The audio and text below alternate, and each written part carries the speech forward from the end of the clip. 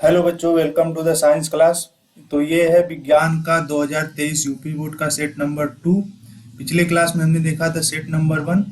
तो स्टार्ट करते हैं सबसे पहले एमसीक्यू क्वेश्चन से। तो पहला क्वेश्चन है कि किसी वस्तु का वास्तविक एवं बड़ा प्रतिबिंब बनाने के लिए उसे अवतल दर्पण की किस स्थिति पर रखना होगा। तो बेसिकली जो वक्रता केंद्र पर अगर वस्तु रखते हैं तो वक्रता केंद्र पे ही उसका फिगर बनता है, और सी और फोकस के बीच में रखते हैं तो फिगर दूर चला जाता है। अगर ध्रुव पे रखते हैं तो ध्रुव पे कोई फिगर बनता नहीं, और दर्पण और ध्रुव के बीच में रखते हैं तो ये आभासी बनता है। तो हमसे पूछा कि वास्तविक और बड़ा प्रतिबिंब बनाने के लिए तो हमें वक्रता केंद्र और फोकस के बीच में रखना पड़ेगा, तो वक्रता केंद्र से दूर बनेगा। दूसरा है कि लेंस की क्षमता की इकाई होती है। तो लेंस की क्षमता की इकाई जो होती है, तो पूछा है क्षमता, न कि हमसे फोकस। तो इसमें न मीटर होगा, न मीटर प्रति सेकेंड होगा, न प्रति मीटर, इनमें से कोई नहीं, क्योंकि लेंस की क्षमता की इकाई जो होती है उसको कहते हैं डायोप्टर। तो इसमें डायोप्टर ऑप्शन नहीं है, और डायोप्टर को डी से डिनोट करते हैं। अगला है कि श्वेत प्रकाश किरण जब किसी कांच के त्रिकोणीय प्रिज्म से गुजरती है तब उसके रंगों में अलग अलग विक्षेपण होता है। सबसे अधिक विचलन किस रंग का होता है, तो हमें पता होना चाहिए बैगनी, और इसका सीक्वेंस है विबग्योर के नाम से जानते हैं। तो सबसे ज्यादा विचलन वायलेट का होता है, जैसे बैगनी, वायलेट, आई से इंडिगो, बी से ब्लू, ग्रीन, येलो, ऑरेंज और रेड। अगला जो क्वेश्चन है, ये fourth question, out of syllabus है कि सूर्य श्वेताभ प्रतीत होता है। तो सूर्योदय और सूर्यास्त के समय इसका ऑप्शन हो जाएगा। अगला पांचवा कि किसी विद्युत चालक का प्रतिरोध निम्न में किस बातों पर निर्भर करता है। तो चालक की लंबाई पे एल पे भी निर्भर करता है, अनुप्रस्थ काट के क्षेत्रफल पर भी निर्भर करता है, पदार्थ का जो चालक का जो आकार है उस पे भी, और जो पदार्थ का घनत्व है, ये बी वाला ऑप्शन जो है इसका, तो इसका बी वाला ऑप्शन भी सही है। तो चालक का आकार जो है उस पर निर्भर नहीं करता, ये वाला ऑप्शन इसका सही हो जाएगा। क्वेश्चन हमसे पूछा था किस बात पर निर्भर नहीं करता, तो घनत्व पे निर्भर करता है कि पदार्थ किस टाइप का है। कब चालक विद्युत, अगला क्वेश्चन है छठा, कि कब चालक विद्युत चालकों का समायोजन करने पर उसका परिणामी प्रतिरोध न्यूनतम होगा। तो याद रखिएगा, जब इनको समांतर क्रम में जोड़ते हैं तो न्यूनतम आता है, जिसे हम पार्श्व क्रम के नाम से भी जानते हैं, और जब श्रेणी क्रम में जोड़ते हैं तो यहाँ पे ये अधिकतम होता है। तो ऑप्शन नंबर हो जाएगा कि सभी को समांतर क्रम में जोड़ा जाए, पहला ऑप्शन। अगला है कि एक धारावाही चालक के कारण उत्पन्न चुंबकीय क्षेत्र की दिशा ज्ञात करने के लिए निम्न में किसकी सहायता लेते हैं। तो इसको हमको पता होना चाहिए कि दाएं हाथ का नियम है, दाएं हाथ अंगूठे वाला नियम। तो इसका ऑप्शन हो जाएगा ये दाएं हाथ के अंगूठे का नियम। तो यहाँ पे हो जाएगा ऑप्शन नंबर सी। अगला सवाल है केमिस्ट्री में कि निम्न में कौन सी धातु, तो इसमें ऑप्शन नंबर सी हो जाएगा इसका, ये वाला। अगला है कि निम्न में कौन सी धातु ठंडे जल से हाइड्रोजन निकालती है। तो यहाँ पे एक चीज नोटिस करने वाली कि धातु ठंडे जल के साथ, तो याद रखिएगा जल के साथ निकालने वाली बात हो तो पोटेशियम भी निकालेगा, एल्युमिनियम भी निकालेगा, लेकिन जैसे पोटेशियम हो गया, सोडियम हो गया, और ये बेरियम हो गया, ये सब कोल्ड वाटर से हाइड्रोजन गैस निकालती है।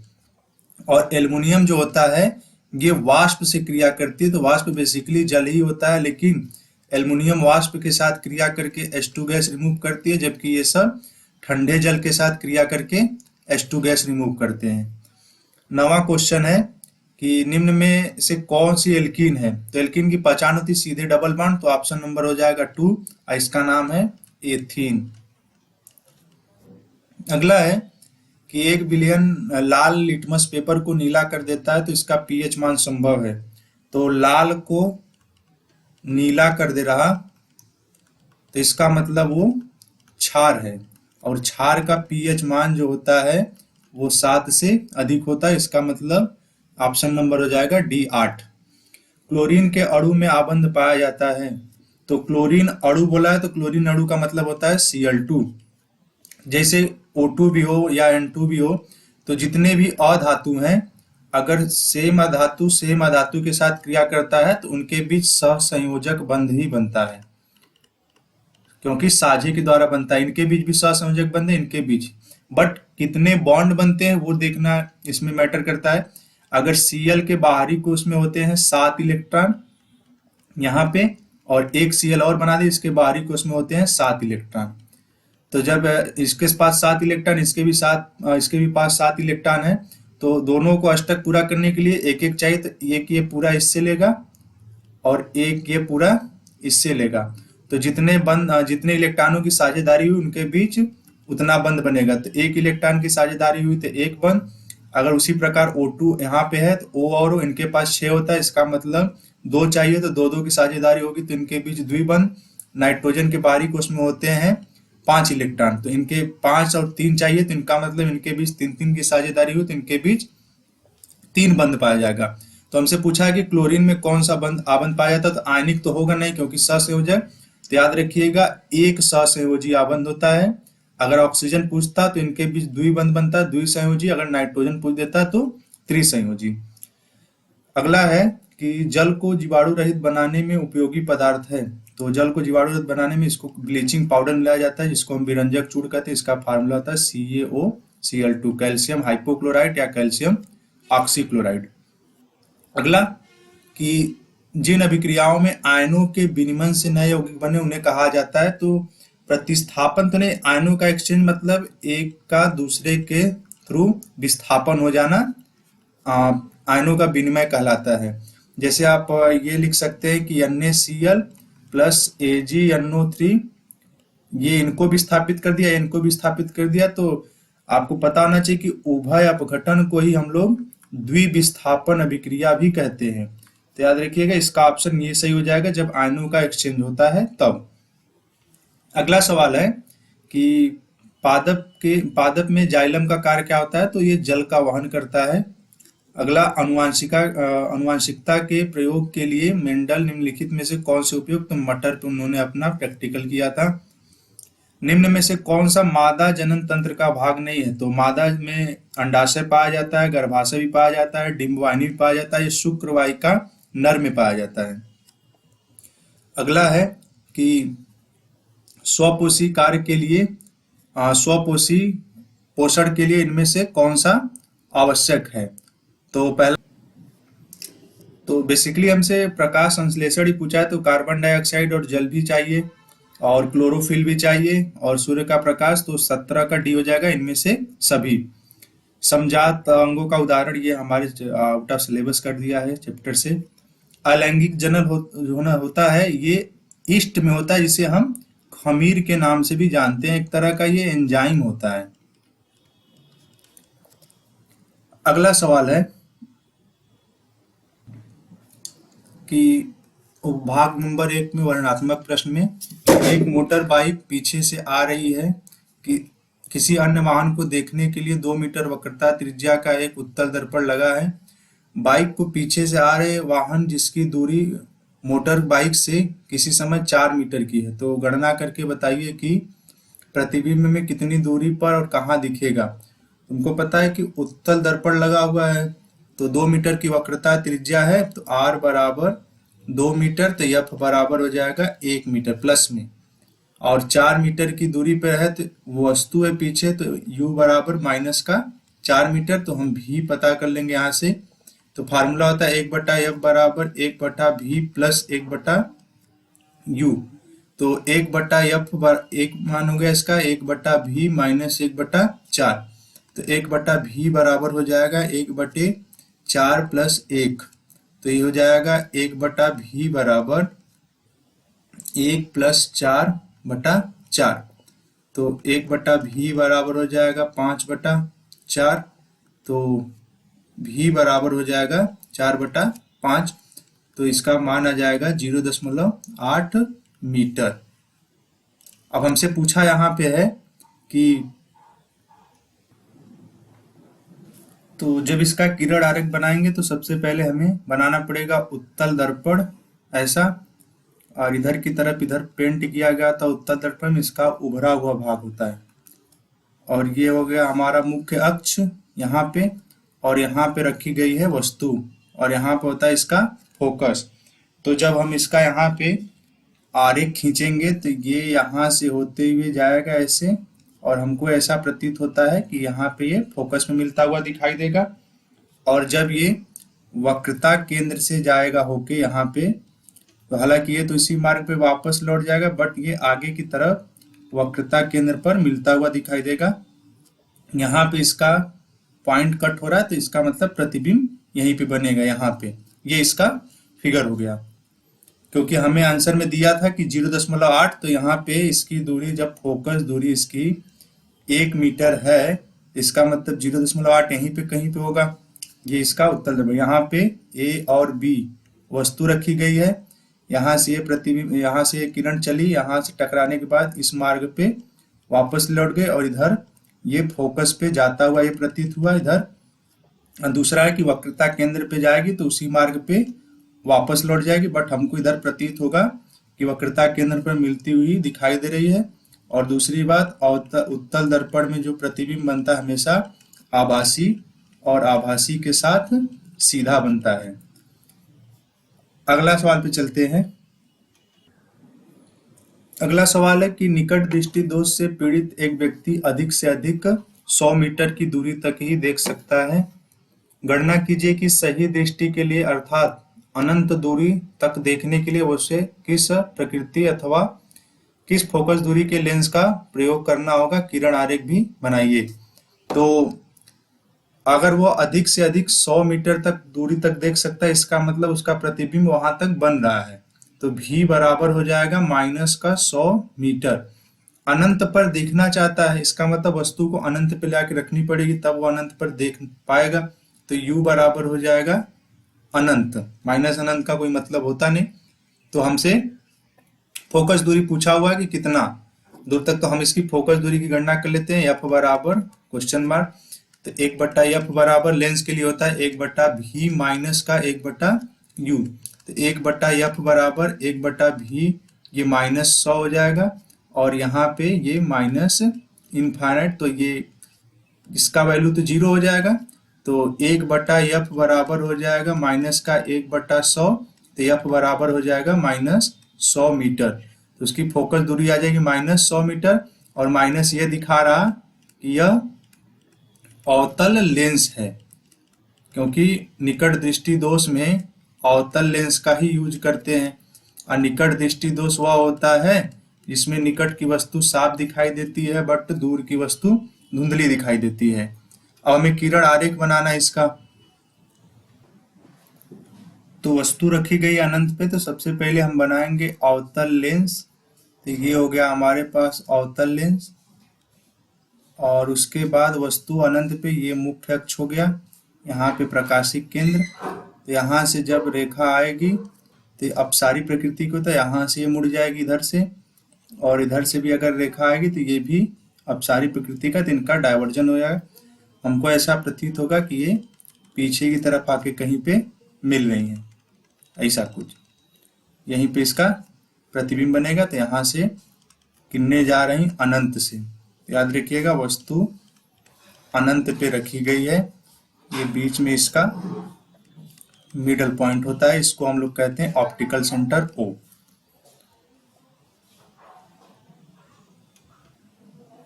अगला सवाल है कि ओम के नियम क्या है, इसकी व्याख्या कीजिए तथा संबंधित विद्युत परिपथ बनाकर कीजिए। यह भी बताइए कि विद्युत चालक का प्रतिरोध किन किन बातों पर निर्भर करता है। तो ओम का नियम जो होता है, तो उसे कह सकते हैं कि यदि किसी चालक में से होकर बहने वाली विद्युत धारा सिरों पर लगाए गए विभवांतर के अनुक्रमानुपाती होता है।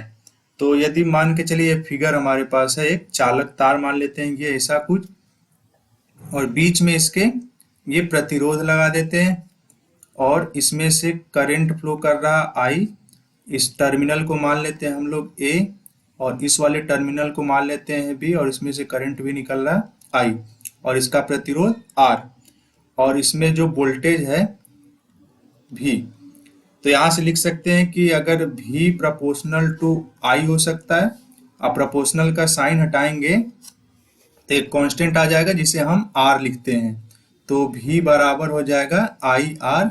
यही हमारा ओम का नियम है, ये इसका फिगर है, जहाँ R बराबर जो होता है वो प्रतिरोध होता है, और प्रतिरोध का जो मात्रक होता है वो ओम होता है, जिसे हम इस नोटेशन से डिनोट करते हैं। अगला बोला है कि यह भी बताइए कि विद्युत चालक किन किन बातों पर निर्भर करता है। तो याद रखिए 3 बातों पर निर्भर करता है। पहला, चालक तार की लंबाई L पे। दूसरा, अनुप्रस्थ काट के क्षेत्रफल A पे, मतलब R प्रोपोर्शनल टू L होता है और R inversely proportional to A होता है। इसका अर्थ है कि लंबाई बढ़ाने पर चालक तार का प्रतिरोध भी बढ़ेगा, और यहाँ पे कि अनुप्रस्थ काट का क्षेत्रफल बढ़ाएंगे तो चालक तार का प्रतिरोध घटता है। और तीसरा होता है कि पदार्थ के घनत्व पर भी निर्भर करता है कि पदार्थ की प्रकृति क्या है। तो तीसरा याद रखिएगा कि चालक तार की प्रकृति क्या है। ये 3 बातों पर चालक तार का प्रतिरोध निर्भर करता है। अगला सवाल जो विद्युत मोटर और जनरेटर है वो हमारे सिलेबस से आउट हो चुका है। तो चलते हैं उपभाग नंबर 2 पे। उपभाग नंबर 2 में है कि निम्न यौगिक की संरचनाएं चित्रित कीजिए। तो करते हैं सबसे पहले प्रोपेनल वाला। तो जो प्रोपेनल दिया है तो इसका मतलब है कि प्रोपेनल में जो कार्बन होते हैं वो 3 कार्बन होते हैं। तो यहाँ पे पहले बना लेते हैं सी। अब प्रोपेनल, तो ये जो नल वाला समूह है या अल वाला समूह, इसमें ध्यान से देखेंगे अल लगा हुआ लास्ट में, और अल का मतलब होता है एल्डिहाइड, मतलब CHO होगा यहाँ पे। तो यहाँ पे बना लेते हैं CHO। और हमको पता है कि जिस भी ग्रुप में क्रियात्मक समूह में कार्बन होते हैं वो भी कार्बन IUPAC में काउंट होते हैं। तो इस ग्रुप के लेते हुए भी 3 कार्बन होना चाहिए। तो यहाँ पे हम लगा देंगे, कार्बन की वैलेंसी होती है 4, तो इसको बैलेंस करने के लिए हम यहाँ लगा देंगे 3 और यहाँ पे लगा देंगे 2। ये बन गया हमारे पास प्रोपेनल। यहाँ पे देखेंगे 1 2 3 कार्बन की चेन है। 3 कार्बन की चेन को कहते हैं प्रोपेन। आप प्रोपेन में लाके अल जोड़ देंगे तो बन जाएगा प्रोपेनल। अगला है 2 मेथिल पेंटेनोइक एसिड। तो 2 मेथिल पेंटेनोइक एसिड का मतलब होता है, पेंटेन का मतलब 5 कार्बन, 1 2 3 4 और 5। ओइक एसिड, तो नाम में उसके छुपा हुआ ओइक एसिड, और ओइक का मतलब होता है कार्बोक्सिलिक समूह को कहते हैं, जिसका सिंबल होता है COOH। तो इसको भी काउंट करते हुए लिखेंगे। तो यहाँ पे पहले हम COOH लगा लेते हैं, बस बन गया। हम 2 मेथिल लगाना है, तो जिधर से ग्रुप आता है उधर से नंबरिंग करते हैं। तो सबसे पहले यहाँ पे देख लेंगे कि 5 कार्बन हो गए, 2 मेथिल। तो 2 मेथिल मतलब यहाँ पे CH3 लगा दीजिए 2 नंबर पे। अब यहाँ से काउंट करेंगे 1 2 3 4 5 हो गया। तो इसका नाम है 2 मेथिल पेंटेनोइक एसिड। आ रही बात कार्बन की वैलेंसी फिट करने के लिए, तो यहाँ पे हम लगा देंगे CH3। 4 से ज्यादा नहीं होना चाहिए। यहाँ पे CH2, यहाँ पे भी CH2। अब यहाँ पे ध्यान से देखेंगे ना, इधर ऊपर 1 है, इधर भी 1 है, इधर भी 1 है, तो यहाँ पे 3 तो बन चुका है, बस हमको 1 लगाना है। तो इसका आप बोल देते हैं COOH। यहाँ पे हो गया, यहाँ पे CH, यहाँ पे CH2, यहाँ पे CH2 और यहाँ पे CH3, और ऊपर भी हो जाएगा CH3। और CH3 को ही हम लोग कहते हैं मेथिल। अगर वो नंबरिंग में काउंट नहीं होता तो वो समूह बन जाता है, प्रतिस्थापी समूह कहते हैं। अगला है प्रोपीन। तो प्रोपीन में भी 3 कार्बन होता है। तो पहले बना लेते हैं C और यहाँ पे C। तो प्रोपीन में इन लगा हुआ है, तो इसका मतलब इसमें डबल बॉन्ड आएगा। कोई नंबरिंग नहीं दिया तो 1 नंबर पे होगा, तो यहाँ पे चाहे लगाई चाहे इधर लगाई, तो हम यहाँ पे लगा देते हैं। अब इसका यहाँ पे कार्बन की वैलेंसी फिट कर लेते हैं। तो यहाँ पे 2 कार्बन, 2 बॉन्ड इधर हो चुका है, तो यहाँ पे CH2 चाहिए।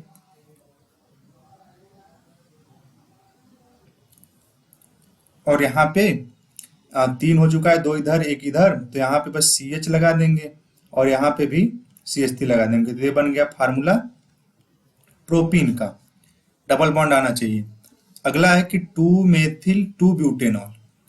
तो 2 मेथिल 2 ब्यूटेनॉल बनाने के लिए हम क्या करेंगे कि सबसे पहले 4 कार्बन लिखेंगे, क्योंकि ब्यूटेनॉल है C, यहाँ पे C, यहाँ पे C और यहाँ पे C।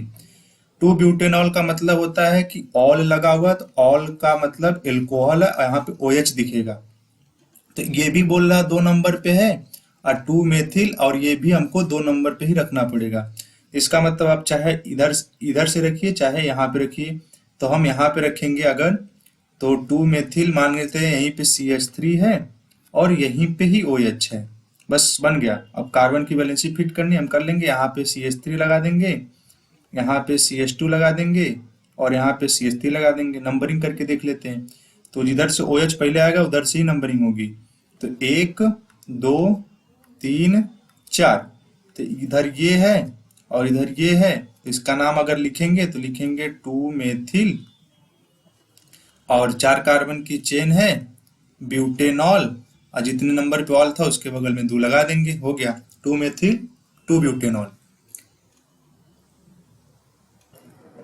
अगला सवाल हमारे पास छठा वाले पे स्टार लगा हो, इसका मतलब वो एनसीईआरटी के सिलेबस से हटा दिया गया। 7वां पे आते हैं कि निम्नलिखित अभिक्रियाओं में प्रत्येक का संतुलित रासायनिक समीकरण लिखिए। तो आते हैं अगला पे कि प्लास्टर ऑफ पेरिस है।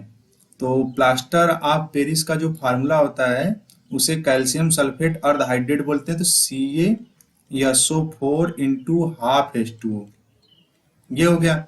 अब बीच में प्लस लगा हुआ है तो क्या भरना है कि जिप्सम बन जाए, तो जिप्सम का फार्मूला जो होता है CaSO4 इंटू 2H2O होता है।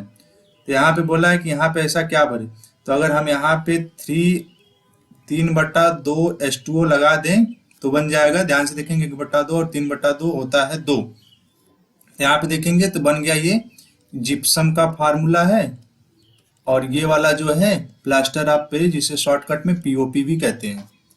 अगला है कि हाइड्रोजन, हाइड्रोजन मतलब होता है H2, क्लोरीन मतलब Cl2, गिब्स यहाँ पे क्या बनेगा HCl, यहाँ पे 2 लगा देंगे। अगला है जिंक कार्बोनेट, तो जिंक कार्बोनेट का फार्मूला होता है ZnCO3, इनको अगर हम हीट कर देंगे तो बन जाएगा zinc oxide plus CO2 gas बाहर निकल जाएगी। अगला मैग्नीशियम, और इधर दिया है मैग्नीशियम क्लोराइड प्लस हाइड्रोजन, तो मैग्नीशियम हो गया यहाँ पे, अगर हम यहाँ पे HCl लगा दें तो बन जाएगा MgCl2 प्लस H2 गैस बाहर निकल जाएगी, और हमको यहाँ HCl के आगे 2 लगाना पड़ेगा। अगला है कि बेरियम क्लोराइड, तो बेरियम क्लोराइड बोला है तो BaCl2 होगा प्लस सल्फ्यूरिक अम्ल H2SO4 गिब्स, ये इसको रिप्लेस कर देगा, ये वाला यहाँ पे चला आएगा, तो बन जाएगा BaSO4 प्लस HCl। तो यहाँ पे H देखेंगे 2 ठो, Cl भी 2 ठो, तो इसके आगे हमें 2 लगाना पड़ेगा, तो इसका समीकरण संतुलित हो जाएगा। अगला वाला है कि silver nitrate plus sodium iodide, तो सिल्वर नाइट्रेट जो होता है AgNO3 plus sodium iodide Na, तो ये देखेंगे ना उभय अपघटन, जिसे हम द्विविस्थापन भी कहते हैं, ये इसको एक्सचेंज कर देगा, विनिमय हो जाएगा, तो बन जाएगा Agi प्लस NaNO3, ये इसका संतुलित रासायनिक समीकरण। इसमें कुछ बैलेंस करना नहीं, बस इसका फार्मूला लिखना था। अगले सवाल पे चलते हैं। अगला सवाल है कि निम्नलिखित पे टिप्पणी कीजिए। पहला वियोजन अभिक्रिया, तो वियोजन अभिक्रिया वो होता है जिसमें कि एकल अभिकारक टूटकर 2 या 2 से अधिक उत्पाद बना सकता है या बनाता है, या 3 तरह का होता है। पहला जो है ये होता है ऊष्मीय वियोजन, और दूसरा हो तापी विद्युत वियोजन, क्योंकि ऊष्मीय तापी एक ही होता है, विद्युत वियोजन, और तीसरा है प्रकाशीय वियोजन। तो ऊष्मीय वियोजन में एग्जाम्पल लिखेंगे कि ऊष्मा के द्वारा किया गया वियोजन ऊष्मीय वियोजन कहलाता है, विद्युत द्वारा किया गया वियोजन विद्युत वियोजन कहलाता है, और प्रकाश द्वारा किया गया वियोजन प्रकाशीय वियोजन कहलाता है। एक बार अगर इसका फिर से डिफिनेशन देखें तो वह अभिक्रिया जिसमें कोई एकल अभिकारक टूटकर 2 या 2 से अधिक उत्पाद में बदल जाता है उसे वियोजन अभिक्रिया कहते हैं। अगर 2 या 2 से अधिक अभिकारक मिलकर एकल उत्पाद बनाते हैं तो उसको संयोजन अभिक्रिया कहते हैं। तो ऊष्मीय वियोजन का अगर एग्जाम्पल लिखना चाहेंगे तो लिखेंगे CaCO3, इनको दे दिए हमने हीट तो बन गया CaO प्लस CO2, ये हो गया ऊष्मीय वियोजन। विद्युत वियोजन में है जैसे H2O को हमने इलेक्ट्रिक दिया तो ये बन गया H2 में बन गया प्लस O2 में कन्वर्ट हो गया, ये हाइड्रोजन गैस इसी से बनती है। प्रकाशीय वियोजन में जैसे होता है AgCl को हमने सूर्य का प्रकाश दिया जिसे हम HNu कहते हैं, यहाँ पे सूर्य का प्रकाश भी लिख सकते हैं, तो ये बन जाएगा Ag और ये कन्वर्ट हो जाएगा Cl2 में, यहाँ पे हम लगा देंगे 2 और इधर भी हम लगा देंगे 2 और यहाँ पे भी हमको लगाना पड़ेगा 2 और इधर भी 2, ये रिएक्शन बैलेंस भी है। अगला है कि संक्षारण, तो संक्षारण के नाम पे हम ज्यादातर पढ़ते हैं कि लोहे का ही संक्षारण पढ़ा जाता है। तो इसमें हम लिख सकते हैं कि जब कोई धातु वायु की उपस्थिति में नमी से क्रिया करती है तो उसके ऊपर धातु ऑक्साइड की परत चढ़ जाती है, जिसे संक्षारण कहते हैं। जैसे लोहे का संक्षारण होता है, कॉपर का भी संक्षारण होता है। तो लिख सकते हैं कि जैसे Fe अगर क्रिया करता है H2O से ऑक्सीजन की उपस्थिति में तो बन जाता है Fe2O3, यहाँ पे ऑक्सीजन भी होता है और उनके साथ XH2O। ये संक्षारण का सूत्र होता है Fe2O3 इंटू XH2O। यशद लेपन भी उसी से मिलता जुलता है, बस यशद लेपन जो होता है कि संक्षारण से बचाने के उपाय में पढ़ते हैं। कि यशद लेपन देख लेते हैं क्या होता है कि जब किसी धातु के ऊपर जिंक की परत चढ़ाई जाती है जिससे संक्षारण को रोका जा सके, उस प्रक्रिया को हम यशद लेपन कहते हैं। जैसे कि किसी के ऊपर लोहे के ऊपर जिंक की परत चढ़ाना, जैसे लोहे का दरवाजा हुआ उस पर जिंक की परत चढ़ाना, तो उसे यशद लेपन कहा जाता है। अगला बायो है जो कि थ्योरेटिकल क्वेश्चन है, तो ये उम्मीद करते हैं कि आप अपने से कर लेंगे। फिजिक्स और केमिस्ट्री इस पे बस कराया जाएगा, क्योंकि जो बायो वाला भाग है वो बहुत थ्योरेटिकल है, क्योंकि बहुत लंबा हो जाएगा, वो आप कर लेंगे। तो आज का क्लास यहीं तक, अगले में देखेंगे हम लोग सेट नंबर 3। तो वीडियो देखने के लिए बहुत बहुत